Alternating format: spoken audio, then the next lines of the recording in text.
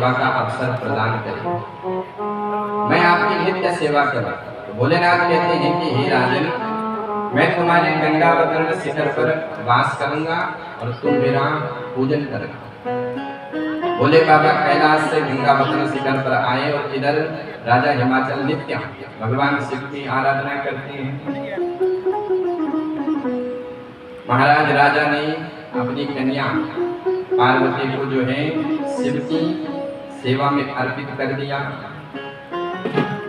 राजा ने स्वागत किया और कहा कि हे भोलेनाथ, अर्पयामास तनया काली तस्मै हृदयामद्भुतम्।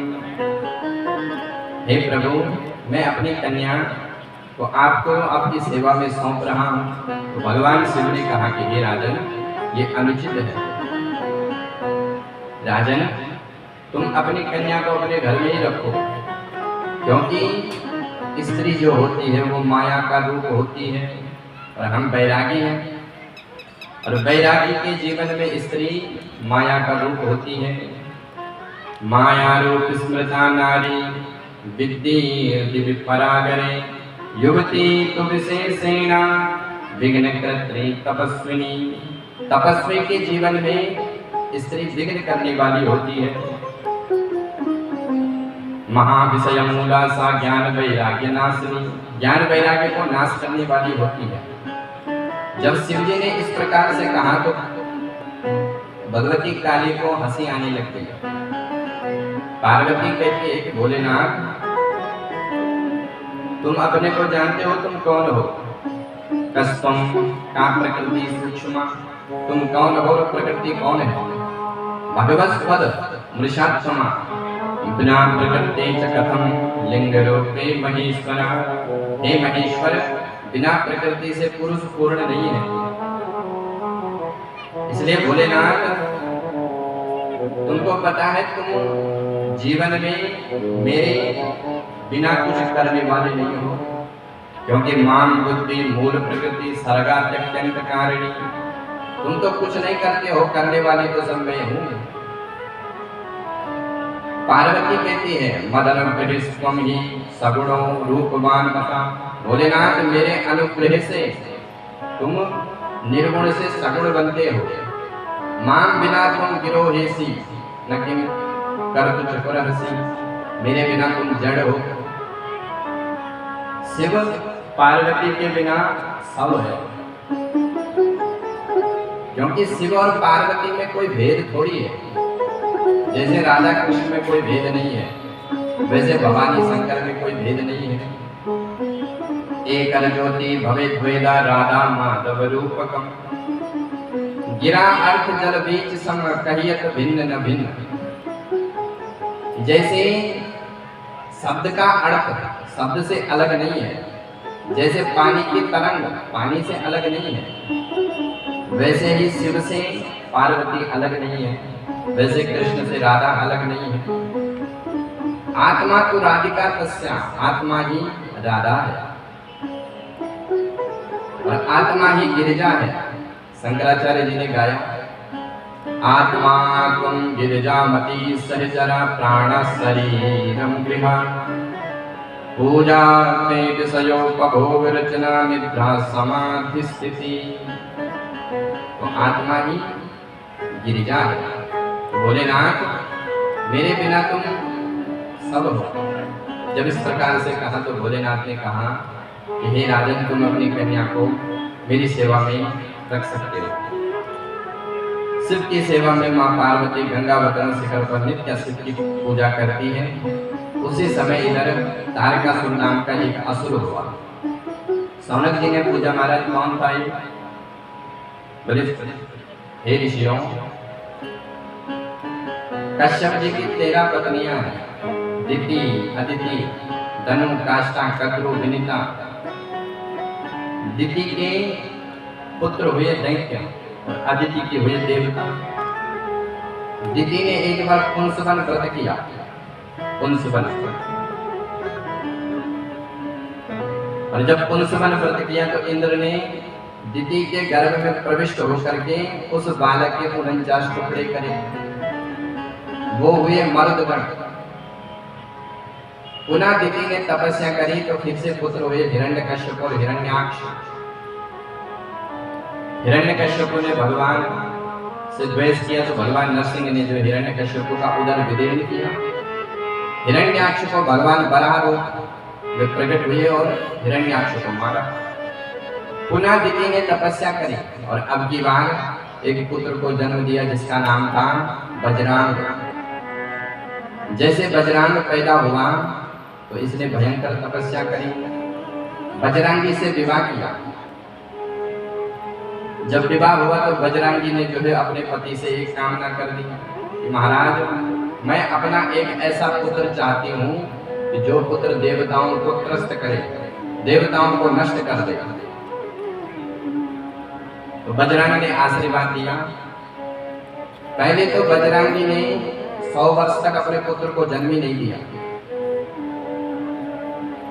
फिर 100 वर्ष के बाद जब पुत्र को जन्म दिया तो जन्म के समय जो है भयंकर उत्पात होने लग गए। कुत्ते सियार रोने लगे, तारे फूटने लगे। 10 वर्ष का जैसा वो बालक हुआ जिसका नाम था तारकासुर, पर्वत पर पहुंच गया और तपस्या करने लग गया। और दबाओ चैकपादो रवि पश्यन् चक्षुषा शतवर्षं तपश्चक्रे दृढ़चित्तो दृढ़व्रता। ऊर्ध्वबाहु, बाहु को ऊपर करके और सूर्य को देखते हुए उसने भयंकर तपस्या की। कितने वर्ष तक? बोले 100 वर्षों तक, 7 वर्ष। उसकी तपस्या से सारा ब्रह्मलोक जो है वो तपने लग गया। तेन तप्त्वा दिवां त्यक्त्वा ब्रह्मलोक विजयोऽसुरा। ब्रह्मलोक जब तपने लग गया तो सारे देवता ब्रह्मा जी की शरण में गए। ब्रह्मा जी तुरंत जो है हंस पर आरूढ़ हुए और उसको वरदान देने के लिए पहुंच गए। ब्रह्मा जी कहते हैं कि वत्स वरदान मांगो। तो तारकासुर कहता है कि अमरत्वं देहि मे पितामह, हे पितामह मेरे को अमर बनाओ। ब्रह्मा जी ने कहा कि भैया अमर तो मैं भी नहीं हूँ, तुमको कैसे बनाओ, कुछ और वरदान मांगो। तब वो कहता है कि महाराज पहला वरदान तो ये दो कि मेरे समान कोई बलवान नहीं होगा। दूसरा वरदान मुझे दो कि मेरे को मारने वाला कोई और नहीं बल्कि शिववीर्य समत्पन्ना पुत्र सेना पतिर्यदा भूत्वा सहस्रं क्षिपेन्मह्यं तदा मे मरणं भवेत्। मेरे को मारने वाला कोई और नहीं बल्कि शिववीर्य समत्पन्ना, शिव जी का जो पुत्र हो वही मेरे को मारे। क्योंकि तारकासुर को पता चल गया कि शिव जी की पहली पत्नी जय सिया राम हो गए और शिव जी तो ऐसे वैराग्य वाले कि विवाह करने वाले नहीं। तो उसने शिव पुत्र के हाथों से मृत्यु मांगी। ब्रह्मा जी ने तथास्तु को कह दिया। अब तो महाराज जैसे ब्रह्मा जी से वरदान में मिला तो उसी समय जो है सभी दैत्यों ने तारकासुर का अभिषेक किया, राज्याभिषेक। जितने भी पाताल लोक के दैत्य थे सबने तारकासुर से संधि कर ली।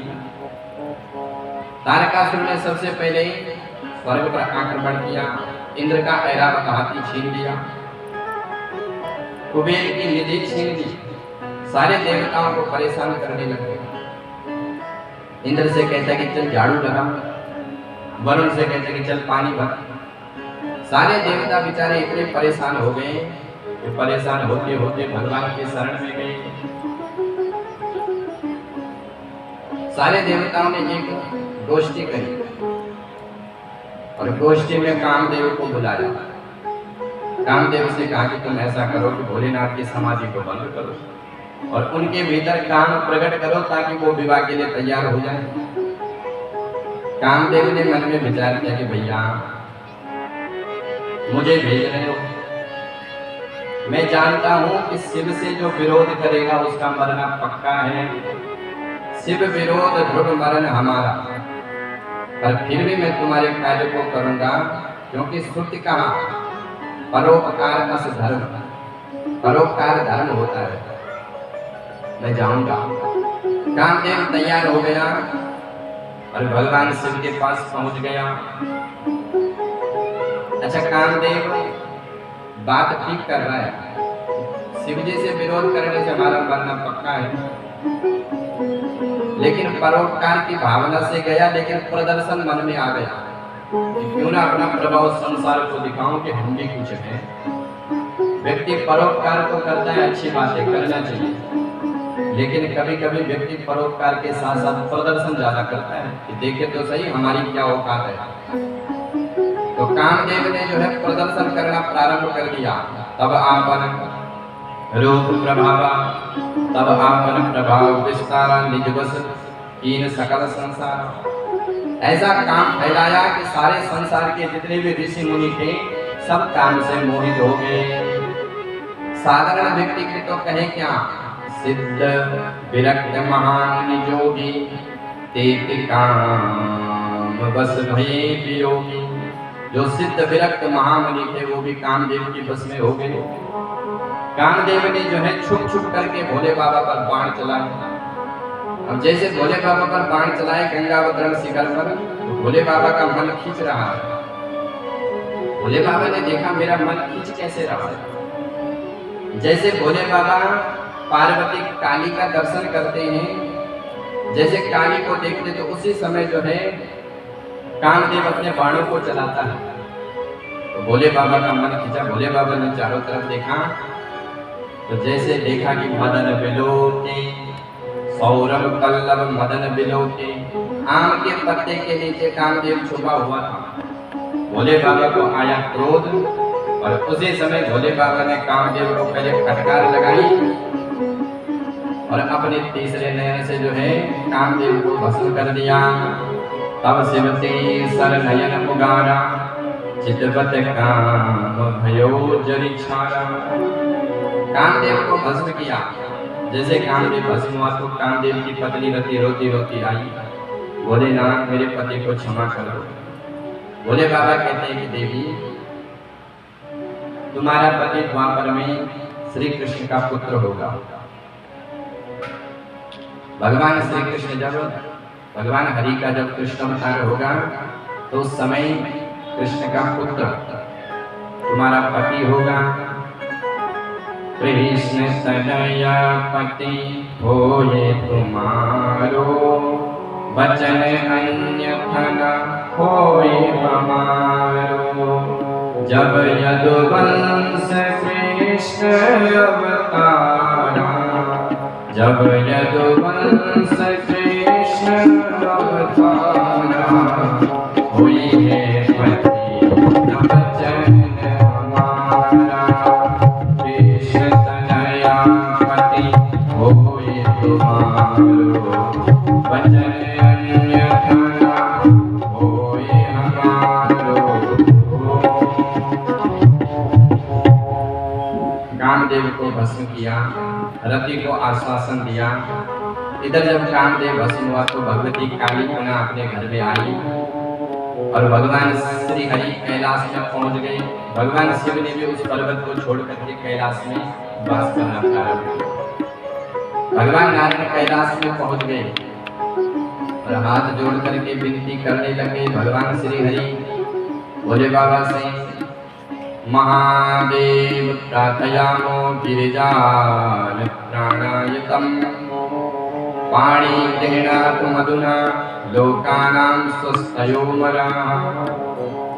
भगवान श्री हरि कहते हैं कि हे भोलेनाथ मैं आपसे कुछ मांगना चाहता हूँ। भोलेनाथ ने कहा प्रभु मेरे से प्रार्थना मत करो, आज्ञा दो, मैं आपकी क्या सेवा करूं। तो श्री हरि कहते हैं कि हे भोलेनाथ अब विनती मम सुनो शिव, जो मोह पर निज नेम, जाय विवाहे सैल जई, यह मोहि मांगे देना। भोले बाबा मैं आपसे प्रार्थना करता हूँ कि आप जो है भगवान भगवती पार्वती से विवाह कर लीजिए। जाय विवाही सैल जही, मैं आपसे वरदान मांगता हूँ। भोले बाबा ने कहा कि हे विष्णु यद्यपि विवाह मेरे लिए दुर्लभ है, कामो ही नरका ये बात तस्मात् क्रोधात् भवति जायते, और क्रोधात् भवति सम्मोहा मोहात् ध्वंसयति तपा। पर तुम्हारी आज्ञा है तो मैं अवश्य विवाह के लिए तैयार हूँ। आपकी आज्ञा मैं सिर में धारण करता हूँ। अब तो जैसे भगवान शिव जो है विवाह के लिए तैयार हुए तो सारे देवता भी हर्षित हो गए। सारे देवता जब हर्षित हुए, सारे देवता प्रसन्न हो गए। इधर महाराज सप्तऋषि भोले बाबा के पास पहुंच गए।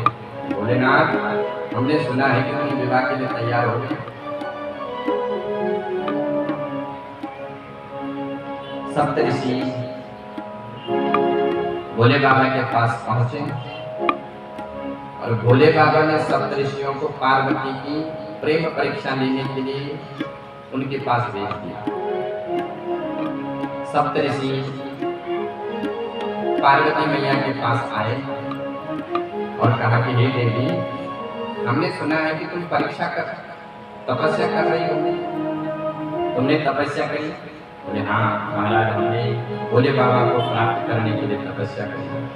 तो सप्तऋषि हंसने लगे। अरे देवी, तुमने कैसे बौरे वर को प्राप्त करने के लिए तपस्या करी? अरे वो तो घर घर घूमता रहता है, अमंगल उसका भेष है। उसकी पहली वाली पत्नी मर गई और अब तो वो भीख मांग करके खाता है। अब सुख सोवत सोचो नहीं, भीख मांग भव खाए।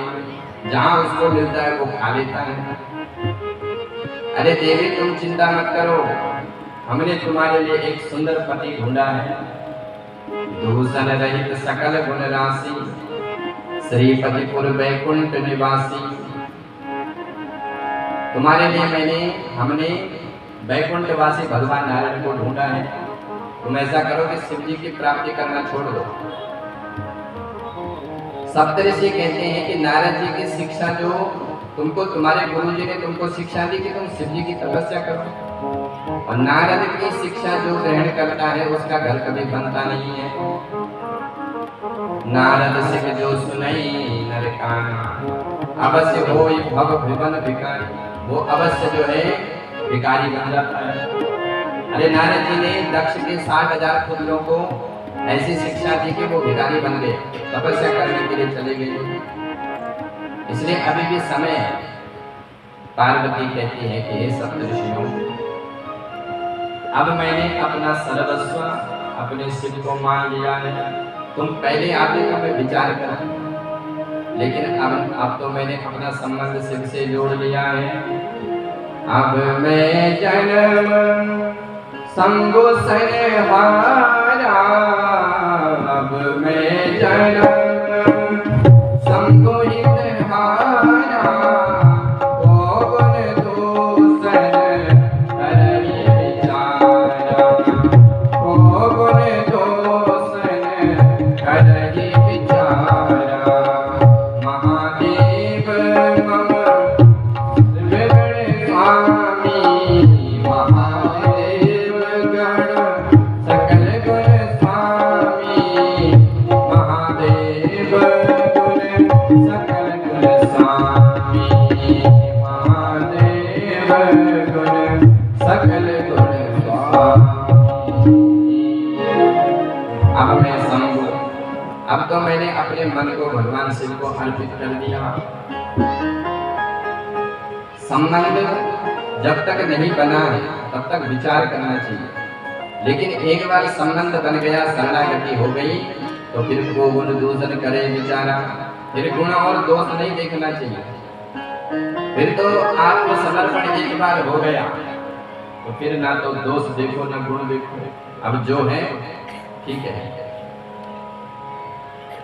पार्वती मैया कहती है कि हे सप्तऋषियों, भले मेरे भोले बाबा में 1000 अवगुण है और भले ही तुम्हारे श्री हरि नारायण गुणों के भंडार है।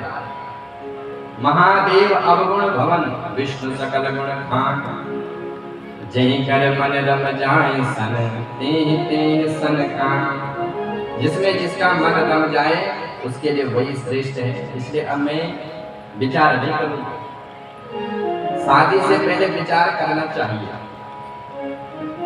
क्या गुण है क्या दोष है, लेकिन एक बार विवाह हो गया फिर विचार नहीं करना चाहिए। जो विचार करता है शादी के बाद वो हमेशा दुखी रहता है, नरकगामी होता है। पार्वती मैया ने इस प्रकार से कहा तो सप्तऋषि प्रसन्न हुए कि हे देवी, तुम माया भगवान शिव सकल जगत के तुमा, हम तो तुम्हारी परीक्षा लेने के लिए आए थे, तुम सकल जगत के माता हो। अब सप्तऋषियों ने महाराज पार्वती को पूरी बात बताई और इधर सप्तऋषि भगवान शिव के पास आए। शिव जी भी त्रिदंडी स्वामी का रूप धारण करके पार्वती के पास पहुंच गए और पार्वती का हाथ पकड़ लिया, चलो देवी जी कैलाश। पार्वती ने तुरंत हाथ छुड़ाया, बोले महाराज ऐसे विवाह नहीं होगा, पसंद मेरी है, संबंध मेरे घर वाले करेंगे, इसलिए तुम धूमधाम से बारात लेकर के आओ, विधि विधान से ब्राह्मणों के द्वारा विवाह हो, तब जाके मैं तुम्हारी अर्धांगिनी बनूंगी। इधर महाराज भगवान शिव कैलाश में गए। वेदशिरा और सप्तऋषियों ने लगन पत्रिका का निर्माण कर दिया। लगन पत्री जो है वेदशिरा ऋषि के पास भगवान भोलेनाथ के पास पहुंचा दिया। राजा हिमाचल ने इधर खूब तैयारियां करने लग गए। हिमाचल को सुंदर सजने लग गया। राजा हिमाचल ने समस्त पर्वतों को बुलाया। पर्वतराज हिमालय, तो हिमालय ने सभी पर्वतों को बुलाया। कौन कौन पर्वत? बोले देवालय, अस्तांचल, उदयांचल, मलयाचल, निसर्ग, गंधमादन, महेंद्र, क्रौंच, पुरुषोत्तम, नील, त्रिकूट, चित्रकूट, कैलाश, सबको बुलाया, सबको निमंत्रण दिया। पहले पर्वतों के पंख हुआ करते थे। पर्वत जो है एक दूसरी जगह पहुंच जाते थे और एक बार इंद्र ने जो है पर्वतों के पंख को काट लिया। उनमें से एक पर्वत था जिसका नाम था मैनाक, वो समुद्र में छुप गया। जब हनुमान जी सीता मैया की खोज में निकले तो मैनाक पर्वत ने हनुमान जी को आसन दिया। हनुमान जी से कहा कि आप मेरे को स्वीकार करो, विश्राम करो। तो हनुमान जी ने क्या किया? बोले हनुमान तेहि परसा करके पुनि परिणाम, राम काज कीने बिना मोहि कहाँ विश्राम। तो पर्वतों के पहले हमको हुआ करते थे, तो सभी पर्वतों को बुलाया, सभी नदियों को बुलाया। नद्या सर्वा समायाता नाना अलंकार संयुता, दिव्या रूप धरा प्रीत्या विवाह शिवयोरिति। नदियों ने दिव्य रूप धारण करके भगवान श्री शैलराज हिमाचल के निमंत्रण को स्वीकार किया और समस्त हिमाचल में पहुंच गई। कौन कौन नदी आई? बोले गोदावरी, यमुना, ब्रह्मपुरणी, वैतरणी, अरियाओ, हिमशैला च विवाहे शिवयोरति। ब्रह्मस्त्रवेणी, गंगे यमुना चैव गोदावरी सरस्वती नर्मदे सिंधु कावेरी जलेस्मिन् सन्निधौ, सब गंगाएं प्रकट हो गई और हिमाचल सजने लग गया। हिमाचल की सजावट की वर्णन महाराज कौन कर सकता है? कितना सुंदर ये हिमाचल है। सुंदर सुंदर पहाड़ हैं। हिमाचल में जगह जगह भगवती पार्वती का वास है। बड़ा सुंदर ये हिमाचल देश है। विश्वकर्मा द्वारा दिव्य मंडप का निर्माण करवाया गया। हिमाचल का वर्णन कौन कर सकता है? जहां भगवती जगदम्बा अवतरित हो उस पुर का वर्णन कोई नहीं कर सकता है। शेषनाग भी अगर हिमाचल की सौंदर्य की स्थिति का वर्णन करे तो शेषनाग भी थक जाता है। जगदम्बा जहाँ अवतरी सो पुर वर्णि न जाए, रिद्धि सिद्धि संपत्ति सुख नित्य नूतन अधिकाए। रिद्धि सिद्धि संपत्ति सुख नित्य नूतन अधिकाय। रिद्धि सिद्धि हिमाचल में प्रकट हो गई और सब हिमाचल को सजाने लग गई। हिमाचल में विवाह की तैयारियां हो रही हैं। हिमाचल में तो खूब तैयारियां चल रही हैं। और उत्तराखंड में, बोले उत्तराखंड में जो है सारे देवता तो उत्सव मना रहे हैं। सारे देवताओं ने मन में विचार किया कि आज हमारे भोले बाबा का विवाह है। तो देवताओं ने क्या किया, बोले लगे सवारन सकल सुर वाहन विविध विमान, होय सगुन मंगल सुवद करई अक्षरा गान। लगे सवारन सकल सुर, क्या सवार रहे हैं, बोले अपने वाहन को ठीक कर रहे हैं। जब कभी शादी होती है तो व्यक्ति क्या करता है, सबसे पहले अपनी गाड़ी को साफ करता है, सुंदर चमकाता है गाड़ी को। तो देवताओं ने भी अपने अपने वाहन को सजाना चालू कर दिया। देवराज इंद्र अपने हाथी को साफ कर रहे हैं, भगवान नारायण अपने गरुड़ को झाड़ रहे हैं, और यमराज ने महाराज बड़ा सा एक कपड़ा लिया और अपने भैंसे को रगड़ रहे हैं कि आज तुझे मैं सफेद कर दूंगा। सब अपने अपने वाहन को सजा रहे हैं। हो ये सगुन मंगल सुबद करई अप्सरा गान, सब नृत्य कर रहे हैं। और देवता तो सब अपने अपने में लगे हैं, लेकिन कैलाश पर केवल 3 सदस्य हैं, नंदी, भृंगी और भोले बाबा। भोले बाबा पर कोई ध्यान ही नहीं दे रहा है, जिसका विवाह है उसको कोई पूछ नहीं रहा है। महाराज नंदी पहुंच गए भोले बाबा के पास कि भोलेनाथ आज आपका विवाह है। बोले घर में कुछ है? तो भोले बाबा कहते कि घर ही नहीं है। महाराज नंदी कहता है कि भोलेनाथ जब विवाह होता है तो उसमें श्रृंगार किया जाता है, दूल्हा राजा का सुंदर श्रृंगार होता है, तो तुम्हारे पास कुछ श्रृंगार के लिए है? ये देवता तो सब अपने अपने में मस्त हो रहे हैं, अपने अपने वाहन को सजा रहे हैं। तो भोलेनाथ कहते हैं कि देखो भैया, श्रृंगार मेरा करेंगे तो मेरे गण ही करेंगे। तो भोलेनाथ ने नंदी और भृंगी को बुलाया, बोले जाओ तुम समस्त संसार के जितने भी भूत प्रेत है सबको बुलाओ।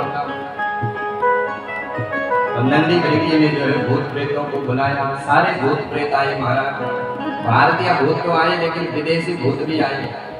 कोई चीन की चुड़ैल, जापान के भूत, अमेरिका के भूत सब आ रहे हैं। कोई पर्वतों पर बैठे हुए हैं, कोई कुएं में छुपे हुए हैं, कोई बरगद वृक्ष पर छुपा था, सब दौड़ दौड़ करके आए। और सारे भूत जब आए तो उन्होंने क्या किया, भूत के अनुशासन देखो, सारे भूत आए तो उन्होंने सबसे पहले क्या किया कि शिव अनुशासन सुनि सब आए, प्रभु पद जलद शीस खिन नाए। शिव अनुशासन प्रभु पद, शिव जी के अनुशासन में सबने जो है भगवान शिव को प्रणाम किया। भगवान शिव ने सबको आशीर्वाद दिया और शिव कहते कि तुम मेरा श्रृंगार करो। अब भूत श्रृंगार करने वाले हैं तो कैसा श्रृंगार करेंगे, जैसे व्यक्ति की प्रकृति होती है वैसा वो श्रृंगार करना है। तो भूतों ने श्रृंगार करना प्रारंभ कर दिया। शिव ये संबोधन करहि श्रृंगारा, शिव ये संबोधन करहि श्रृंगारा, जटा कोट करहि मोर सवारा, जटा कोट करहि मोर श्रृंगारा, कुंडल कंकण पहने प्याला, कुंडल कंकण पहने प्याला, तन विभूति पट के हरि छाला, तन विभूति पट के हरि छाला, शशि ललाट सुंदर सिर गंगा, नयन नील उपवीत भुजंगा, नयन नील उपवीत भुजंगा, शिव ये संबोधन करहि श्रृंगारा, शिव ये संबोधन करहि श्रृंगारा। भगवान शिव का श्रृंगार किया। गण कहते हैं कि भोलेनाथ जो वर होता है उसके माथे पर सोने का मुकुट होता है। भोले बाबा ने मन में विचार किया कि भैया ये जो स्वर्ण होता है ये ईर्षा का प्रतीक है। जिसके सिर पर सोने का मुकुट होता है उसको घमंड होता है, और जिसके सिर पर नहीं होता उसको ईर्षा होती है देख देख कर। तो मैं सोने का मुकुट नहीं धारण करूंगा, बोले जटा मुकुट। भोले बाबा ने अपनी जटाओं को मोड़ा और जटाओं का मुकुट बना लिया। गण कहते हैं कि भोलेनाथ जो वर होता है उसके माथे पर एक मोर होता है, मोर पंख धारण होता है। तो भोले बाबा ने एक सुंदर काला सा सर्प लिया और जटाओं पर मोड़ करके उसको ऐसे धन फैला करके बिठा दिया। अहि मोर समारा। मानो भोले बाबा संकेत कर रहे हैं कि भैया संसार से जुड़ने के लिए जा रहे हो, सिर पर काल बैठा है, उस काल को कभी मत भूलो। सर्प काल का प्रतीक होता है। काल व्याघ्रग्रासा। तो भगवान शिव ने जो है माथे पर अहि मोर सवारा, सांप का मोर बना दिया। कुंडन कंकण पहने प्याला।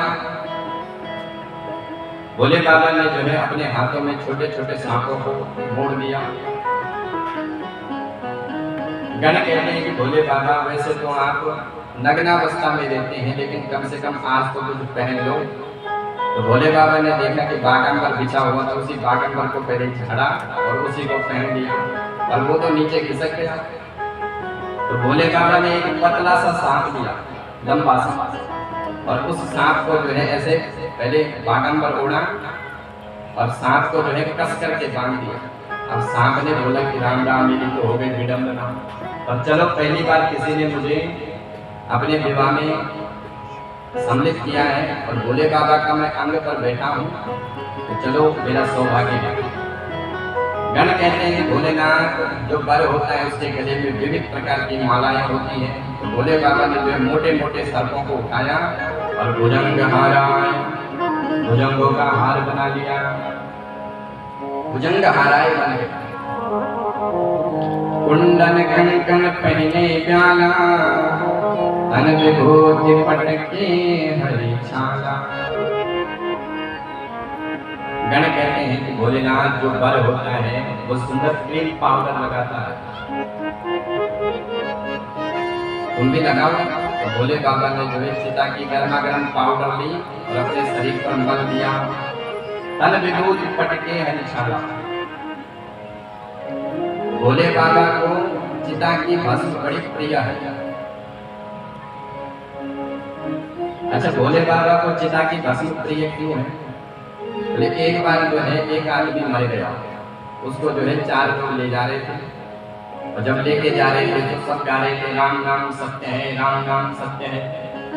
तो भोले बाबा ने मन में विचार किया कि भैया ये जो लोग हैं ये मेरी पार्टी के लोग हैं, क्योंकि मेरा भी नारा है सत्य हरि भजन जगत सब सपना, और ये भी कह रहे कि राम नाम सत्य है। तो भोले बाबा उनके पीछे पीछे चले। उन्होंने जो है उस मुर्दे को जलाया, तो जब वो जल करके भस्म हुआ तो वही लोग जो राम नाम सत्य कह रहे थे वो चाय के होटल में पहुंच गए, तो चाय पीने लगे बढ़िया से।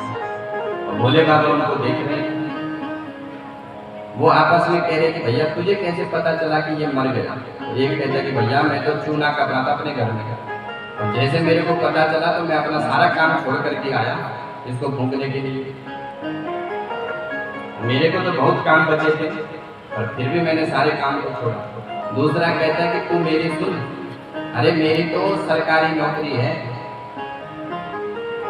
ऐसे ही आज तो मुझे अपने ऑफिस में जाना था, लेकिन ये मरा तो मैंने सुना तो मैं इसको भूखने के लिए आया।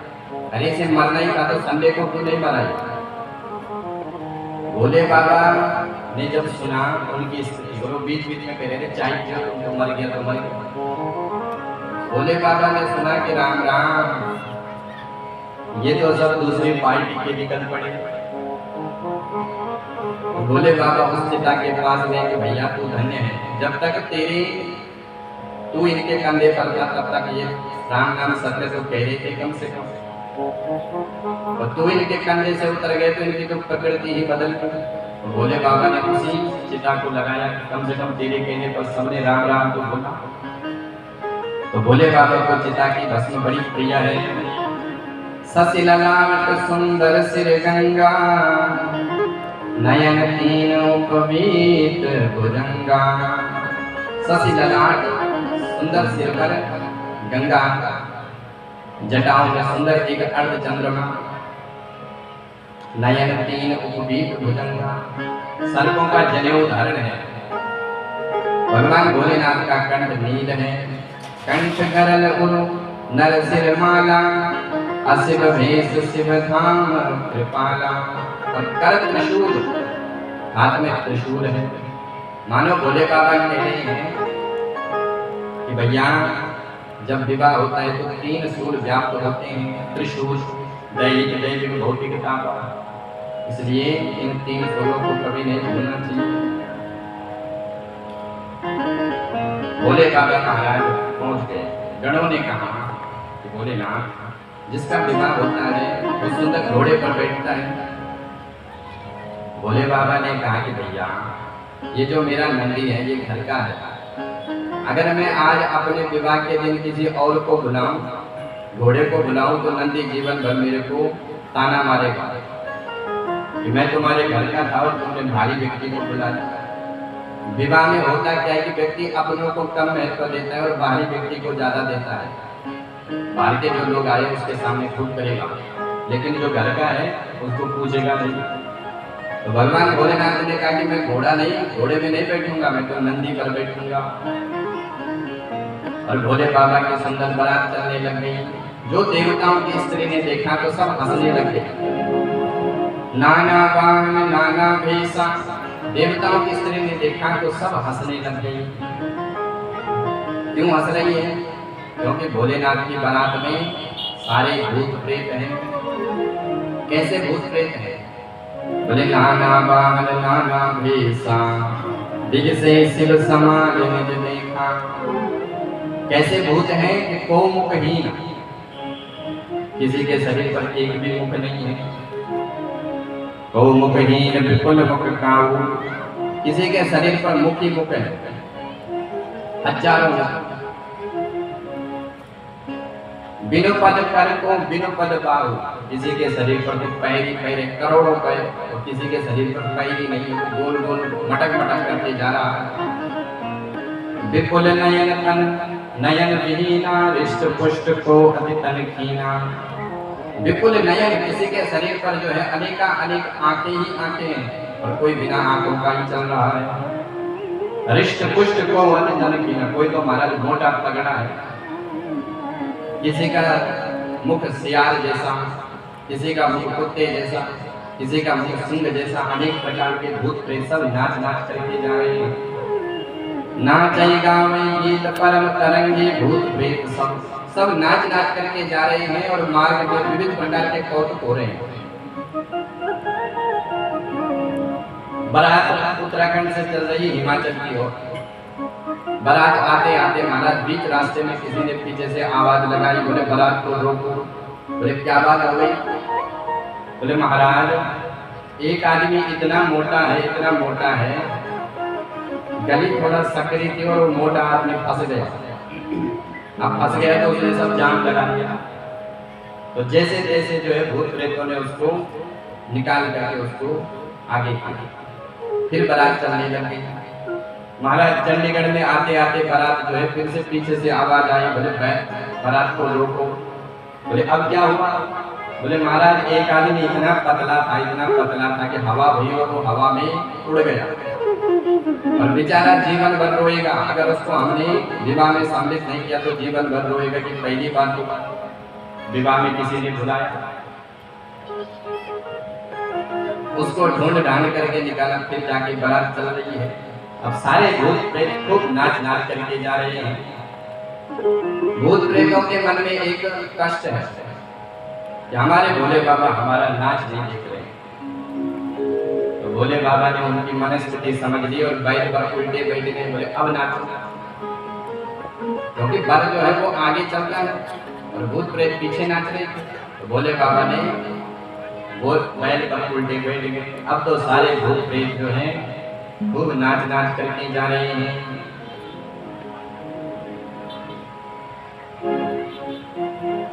भगवान विष्णु ने जब इस स्थिति को देखा तो भगवान विष्णु देवताओं के पास पहुंच गए। भगवान विष्णु ने देवताओं से कहा कि देवताओं तुम अपने अपने समाज के साथ चलो पहले, क्योंकि तुम शिव जी के संग में रहने के लायक नहीं हो। तुम पहले आगे चले जाओ, थोड़ी बहुत इज्जत करनी है तो पहले पहुंच जाओ, नहीं तो बाद में इज्जत होने वाली नहीं है। क्योंकि भगवान विष्णु जानते हैं कि अगर भोले बाबा के साथ देवता गए तो महाराज वहां पर कुछ होने वाला नहीं।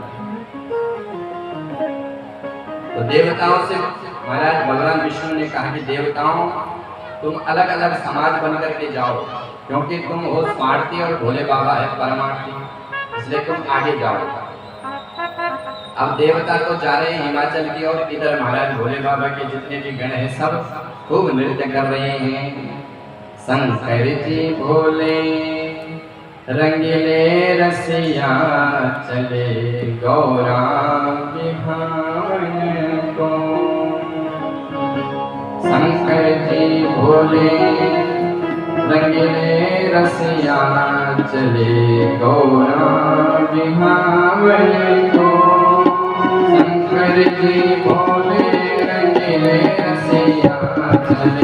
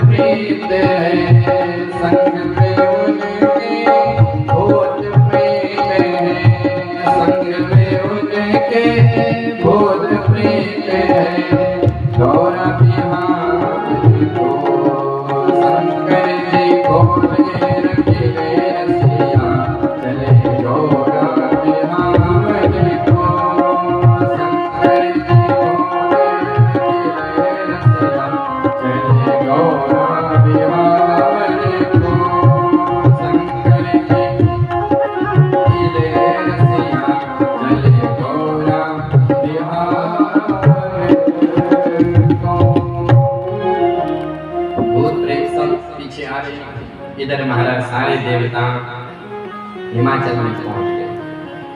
हिमाचल वासियों ने जो है जगह जगह पर पान सुपारी सब बट रहा है। हिमाचल की सीमा ऊना, जैसे ऊना में बड़े फरात ने प्रवेश किया तो महाराज बटोली गांव पहला गांव है, तो खूब पान सुपारी सब कोई ना कोई दे रहा है। हिमाचल वासियों ने जब सबसे पहले देखा इंद्र को, तो हिमाचल वालों ने मन में विचार किया कि देखो वर कितना सुंदर है, क्योंकि देवताओं का राजा है और राजा कितना सुंदर होता है। तो हिमाचल वासी जो है इंद्र के पास गए कि महाराज आप दूल्हा राजा हैं। इंद्र ने कहा नहीं नहीं, मैं तो दूल्हा नहीं, मैं तो दूल्हे का दास हूँ।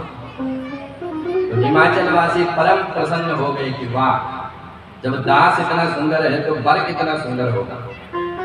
क्योंकि विवाह में वर का ज्यादा महत्व होता है, वर बड़ा सुंदर सजा होता है। सबसे पहले इंद्र का समाज आया, उसके बाद वरुण का समाज आया। जो वरुण को देखा हिमाचल वासियों ने कहा कि यही वर होगा। तो पहुंचे, बोले महाराज आप वर नारायण हैं? बोले नहीं नहीं, हम वर नहीं, हम तो वर के दासों के दास हैं। अब तो हिमाचल वासी और ज्यादा प्रसन्न हो गए। इतने में भगवान विष्णु का समाज आया। मंगलम भगवान विष्णु मंगलम गरुड़ध्वजा मंगलम पुंडरीकाक्ष मंगलायतनम हरि। भगवान विष्णु तो मंगल की खान है, जिनका सब कुछ मंगल ही मंगल है। भगवान विष्णु को जो हिमाचल वासियों ने देखा तो उन्होंने कहा कि पक्का यही दूल्हा है। तो पहुंच गए, महाराज आप दूल्हा सरकार है ना? तो भगवान विष्णु कहते करे नहीं नहीं मैं दूल्हा नहीं, मैं तो दूल्हा का मित्र हूँ। अब तो महाराज हिमाचल के लोगों ने मन में विचार किया कि भैया दूल्हे का मित्र जब इतना सुंदर है तो दूल्हा न जाने कितना सुंदर होगा। और भगवान नारायण मन ही मन में कह रहे हैं कि अब कितना सुंदर होगा वो तो पता चल जाएगा। इधर महाराज हिमाचल वासियों ने खूब उनको खूब चाय नमकीन बांटी, खूब भोजन कराया। भगवान विष्णु ने देवताओं से कहा कि जल्दी खा लो, नहीं तो दूसरा अगर शिव जी का समाज आएगा तो कुछ मिलने वाला नहीं, इसलिए फटाफट हाथ साफ करो। अब सारे देवताओं ने जो है खूब चकाचक चाय नाश्ता करी और उसके बाद महाराज अब शिव जी का समाज आने वाला है। तो आने से पहले जो है भयंकर तूफान आया। भूत प्रेतों ने जो है जैसे हिमाचल में प्रवेश किया तो हिमाचल की जो ध्वनि है वो अलग ही हो गई। भयंकर ऐसा लग रहा जैसे तूफान आ रहा है। हिमाचल वासियों ने मन में विचार किया कि भैया बारात तो आ रही है लेकिन लगता है कि तूफान आने वाला है। एक कहता है कि नहीं नहीं ये तूफान नहीं है, आसमान तो बिल्कुल साफ है। तो ये क्या हो रहा है? बोले हमें लग रहा है कि डकैत पड़ने वाली है। दूसरा कहता कि नहीं नहीं हिमाचल में कहाँ डकैत है। और देखते देखते महाराज पूरे उत्तराखंड के भूतों ने जो है, पूरी दुनिया के भूतों ने जो है हिमाचल में प्रवेश करना प्रारंभ कर दिया। भूत पिशाच चुड़ैल जब हिमाचल में आई तो छोटे छोटे बच्चे बारात देखने के लिए जाते हैं। छोटे छोटे बच्चे पहुंचे थे बारात देखने के लिए। और जो छोटे छोटे बच्चों ने भूत प्रेतों को आते देखा तो भूत प्रेतों ने उनको जो है खूब इशारे किए। कोई कह रहा है हाउ आर यू, जो अमेरिका का भूत है वो कह रहा है हाउ आर यू, जो भारत का भूत कह रहा है वो कह रहा है कि हेलो कैसे हो। जो उन भूतों की स्थिति देखी तो बच्चों ने महाराज उन भूतों को देखा तो सीधे दौड़ लगाई। भयंकर विकराल रूप उन भूतों का, कोई सियार का मुख, कोई कुत्ते का मुख, कोई गधे का मुख, कोई सिंह का मुख। जो उन भूतों को देखा तो सारे बच्चे जो है ऐसे भागे कि अपने घर में सीधे घुस गए अंदर। और जो भीतर वाला कमरा था उसमें रजाई को लेकर के बैठ गए और खूब फुटकार कर रहे हैं। घर वालों ने पूछा अरे बच्चों उमा की बारात देखी कैसी है? सारे बच्चे कह रहे कि मैया आज सब मारे जाएंगे, कोई नहीं बचेगा। बोले बच्चों क्या बात हो गई? बोले माँ वो बारात नहीं है। बोले तो वो क्या है? बोले वो तो यमराज की सेना है, जम कर धार किलो बरिया। वो ऐसी लग रही जैसे यमराज की पूरी सेना आ रखी है, वो बारात नहीं है। आज वही बचेगा जिसके पुण्य भारी होंगे, इसलिए सब मारे जाएंगे, वो सब खा जाएंगे। महाराज श्री सूत जी कहते हैं कि जैसे ही शिव जी का समाज हिमाचल में प्रवेश किया तो जितने भी हाथी थे लोग अगवानी करने के लिए आ रखे थे। मिलनी जो होती है तो सब हाथी घोड़े सब बारात को लेने के लिए आ रखे थे। और जो हाथियों ने जो है भूत प्रेतों को देखा तो शिव समाज सब देखने लागे, बिडर चले वाहन सब भागे। सब वाहन जो है खूब चिगाड़ करके, हाथी चिंगाड़ करके भाग पड़े। और धरी धीरज कहाँ रहे सयाने, जो सयाने लोग थे उन्होंने धैर्य धारण किया कि अब जैसे भी है बारात का स्वागत तो करना है। धीर लोग जो होते हैं वही काल का सामना कर पाते हैं। भगवान शिव तो कालम महाकाल कालम कृपालम।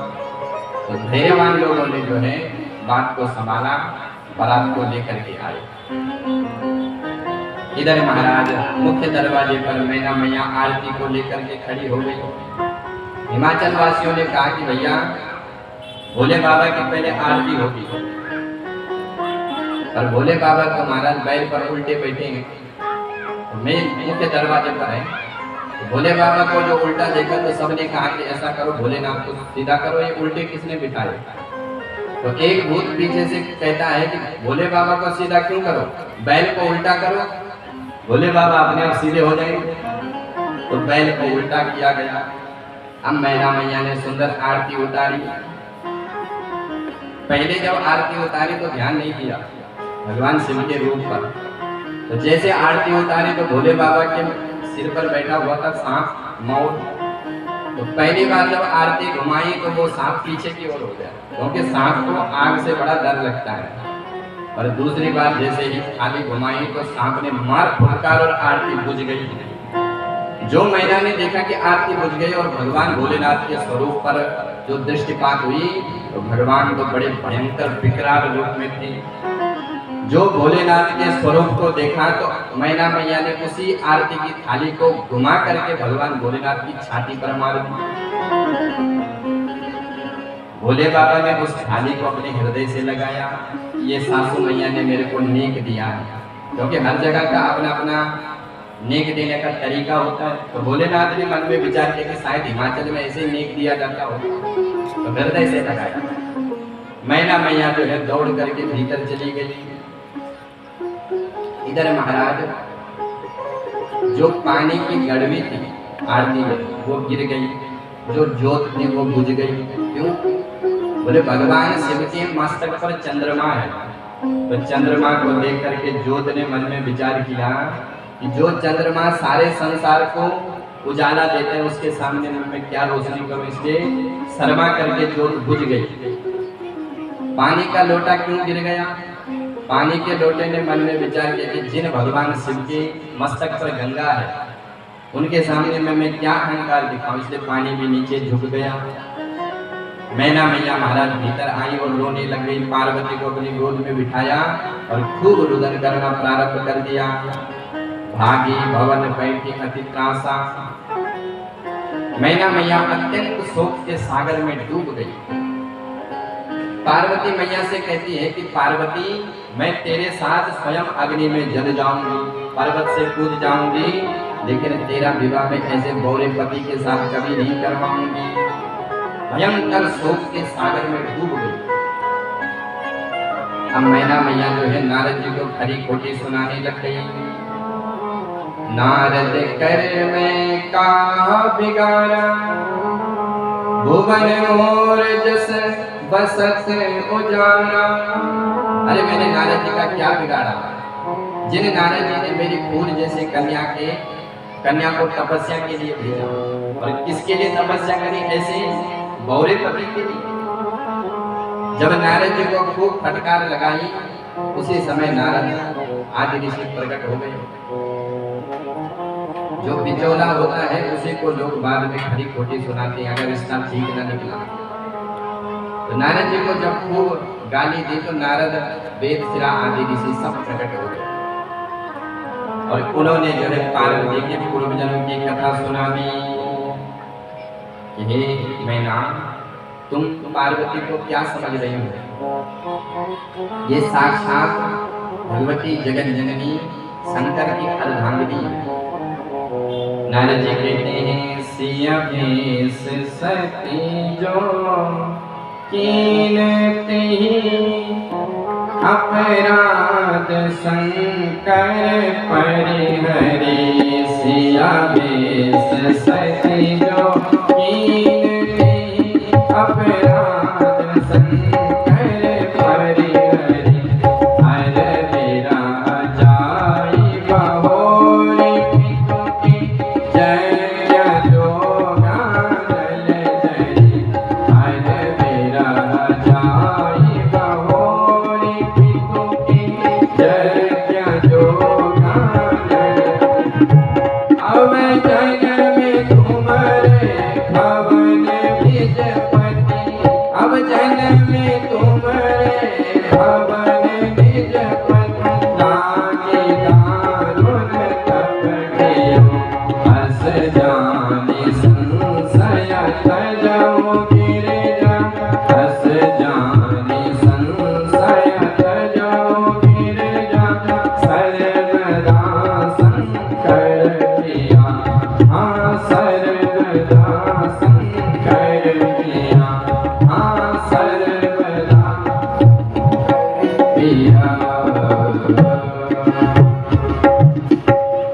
नारद जी ने पूरी कथा सुना ली। सिया भेष सती जो कीनते अपराध शंकर परिहरा।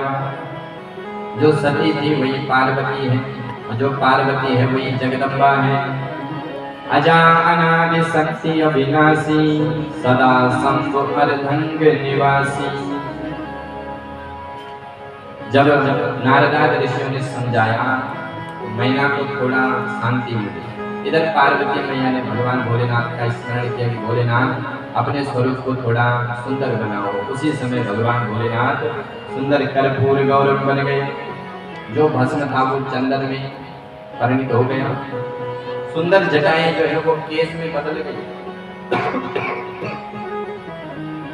जटा मुकुट सुर सरित सिर लोचन नलिन विशाल नीलकंठ लावण्य निधि शोभाल विदुबाल।